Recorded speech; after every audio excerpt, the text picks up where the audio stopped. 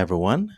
Welcome to another insightful session of our weekend market analysis series.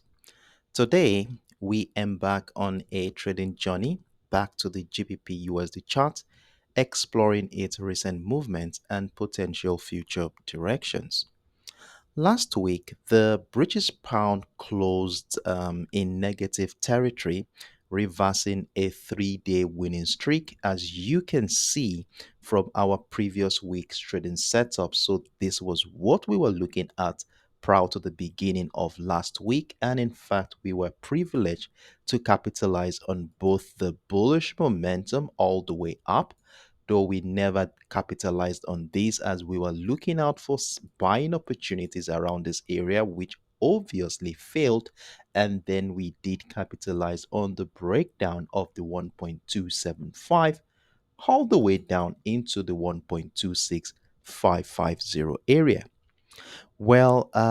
Despite incurring a midweek loss around the 1.275 area, we were able to close the week on a positive note. For a detailed breakdown of each of our entry points, please refer to the link in the description box below. Recent data from the United Kingdom paints a picture of economic stagnation, with April showing a 0% growth rate and concerning figures in the labor sector. In contrast, the US economy, despite inflation data coming in slightly below expectations, still remains very robust. The Federal Reserve Orchid stance on keeping the interest rate higher for longer positions the US dollar as a safe haven asset amidst prevailing uncertainty as everyone prepares for the new week. Could this juncture mark the US dollar's resurgence from recent losses?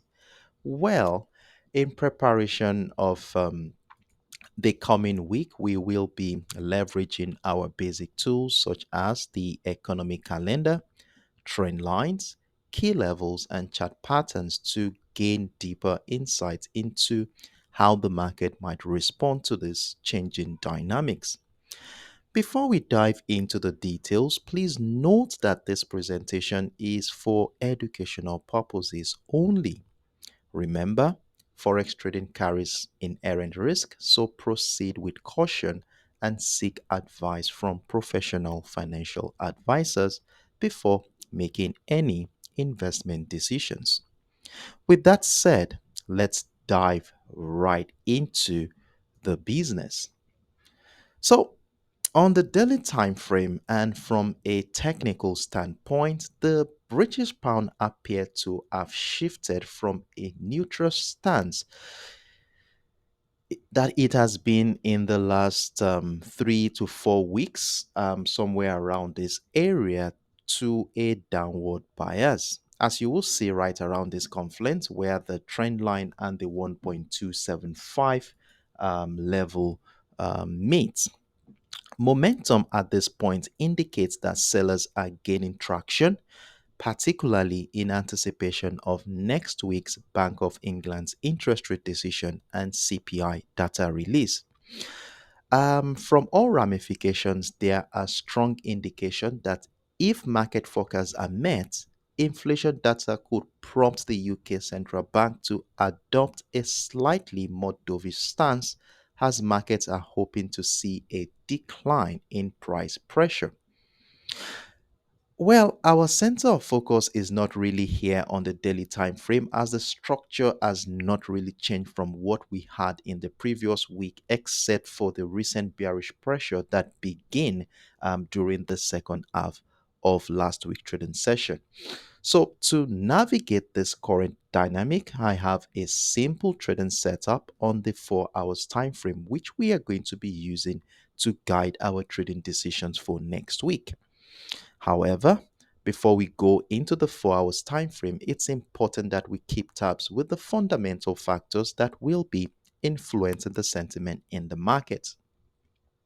And by monitoring the economic calendar, we aim to pinpoint potential correlations between key economic releases and specific technical patterns on the charts, hereby giving us valuable information and, most importantly, timing to position ourselves for the next move.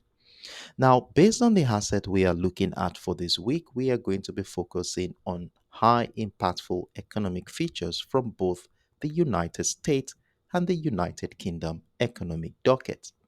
Now, the first one on the list here is coming in on Tuesday, June 18th, and that is from the United States, and we have the retail sales data, a key economic indicator that measures the total receipt of retail stores representing consumer spending. It's also going to be the UK's version will also come in on Friday, June 21st as well. Then on Wednesday, June 19th, we are looking at the Consumer Price Index from the United Kingdom, a data that measures, or let me say, examines the average change in prices paid by consumers for goods and services in the last 30 days. And of course, this data here is considered to be an inflationary gauge data. So everyone is going to be looking forward to this data. Then on Thursday, June 20, all from the United Kingdom, we will be looking at the Fed interest rate decisions, an outcome of the Bank of England, where they decide whether to change or maintain the current interest rate. Then we are also looking at the monetary policy report, which is a comprehensive assessment provided by the central bank, detailing the economic outlook and the rationale behind monetary policy decisions. Then fast forward to Friday, June 21st, we will be looking at the S&P Global publications from both economies, comprising the service and manufacturing PMI, which offers us key insight into the health and performance of the service and manufacturing sector. So these are the high impactful event we will be looking at for next week. And of course, you see we have a bunch of them. And of course, this may likely bring in some liquidity into the market as the anticipation of this event will definitely reflect on the chart as price action. Now, talking about price action, let's scale down into the 4 hours time frame where we will be looking at a simple setup to navigate the current confluence we are in.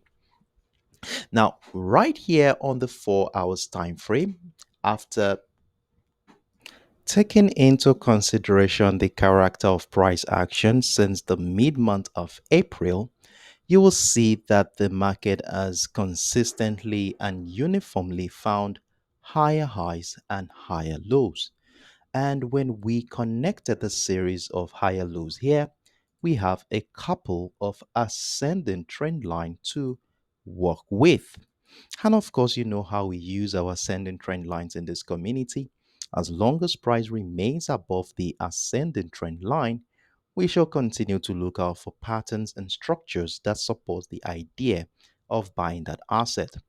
The only condition that will make us sell is for this ascending trend line to be breached and broken to the downside. Now, in addition to the ascending trend line, is our key level for this week.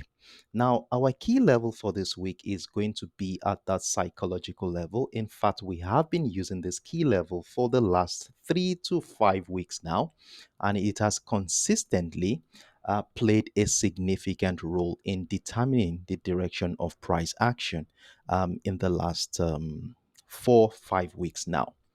And if you look at the structure closely, ever since price action broke above the 1.27 area, it has consistently served as a demand zone. As you will see, every attempt by the sellers to break through the structure has always been met with strong resistance from the buyers. Even last week trading session where we had that significant impulsive bearish leg, price was unable to break through the 1.27 area. Now, there is a catch about the structure which makes this area much more interesting. You will see here that the where price action closed here shares a beautiful confluence with that ascending trend line. Now, the question as we head into the new week is, will price respect the ascending trend line and the key level at the 1.27 one more time to incite buying opportunities? Or will price action break down, retest the structure to incite a sell off? You would agree with me that we are at a crucial juncture at this moment where, depending on how market participants react to the structure at the beginning of the week, will determine where price action is likely going. So, we have a demand zone to work with ahead of the new week. So, let's see how the market is going to be playing out around this area. Trust me, I will be with you in the comment section of this video to give you an update after monitoring how market participants will be reacting to this area during the early hours of the new week. If you have found this content helpful and useful in making your independent trading decisions for next week, I'll greatly appreciate your support by giving the video a thumbs up. Your likes are valuable to me, and of course, it helps the algorithm promote the video to a wider audience of traders who may find the material beneficial. Thank you in advance for doing so. If you haven't already, I encourage you to follow me on this channel for more of this content. By subscribing, you will always stay updated with the latest ideas I share and receive notifications whenever I upload new videos and commentaries. See you all in the comment section on Monday morning as we get prepared for the new week. Do have a wonderful evening, everyone. Bye bye.